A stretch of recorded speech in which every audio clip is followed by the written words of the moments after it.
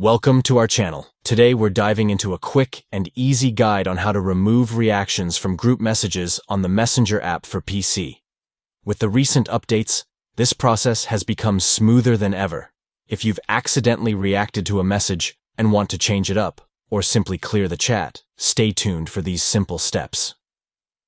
First, let's get started by locating the Messenger app on your PC. Once you're in, you'll want to navigate to the group chat where you've left your reaction.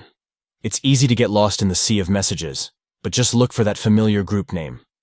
Once you've opened the group chat, find the specific message where the reaction appears. Reactions can often convey a lot, but sometimes they just don't hit the mark. You'll be looking for the little emojis right next to the message, which indicates how you've reacted. Here's the crucial part. Hover over the reaction you want to remove. This might seem a bit tricky at first, but it's just about placing your cursor over the emoji closely. Once you're hovering on that reaction, you can take the final step.